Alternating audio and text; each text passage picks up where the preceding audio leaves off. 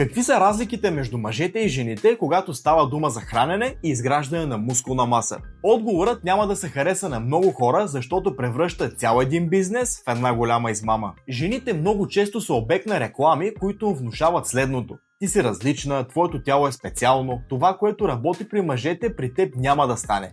И точно за това ти трябва женска програма, хормонален режим, специални тренировки или специално хранене. Само че когато погледнем фактите, се вижда следното. Когато прогресът се измерва правилно, мъжете и жените изграждат мускулна маса по много сходен начин. Ако една жена започва да тренира с чиста мускулна маса 40 кг, а един мъж започва с 70 кг, и двамата могат да увеличат чистата си маса с еднакъв процент. Например, ако и двамата качат по 10%, жената ще качи около 4 кг мускулна маса, а мъжът около 7 кг. Да, наистина мъжът ще качи повече килограми, но причината не е, че жената не може или че тялото й работи по различен начин, а защото мъжът просто има по-голяма стартова мускулна маса. В проценти прогресът им е напълно еднакъв. Същото важи и за силата, адаптирането към натоварване, както и за костите и издръжливостта. Разликите са много по-малки, отколкото повечето хора си мислят.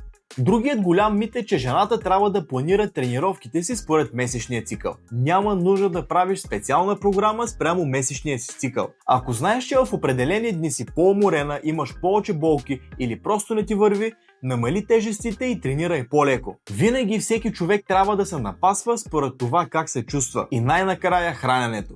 Когато сравним мъж и жена с еднаква мускулна маса и ниво на активност, метаболизмът им е много сходен. Да, знам, че всеки е чувал как жените ядат по-малко и качват, а мъжът спира сладкото и сваля веднага. Но и това е просто мит. Най-често хора с наднормено тегло подценяват колко точно храна са изяли, а при жените е още по-често заради социалния натиск винаги да изглеждат слаби. Затова, ако искаш да имаш резултати, правилата са сходни и при мъжете, и при жените. 3 пъти седмично силови тренировки, повече протеини, сън и постоянство. И ако някой ти каже, че без неговата специална програма няма как да успееш, най-вероятно иска да те излъже и да ти вземе парите.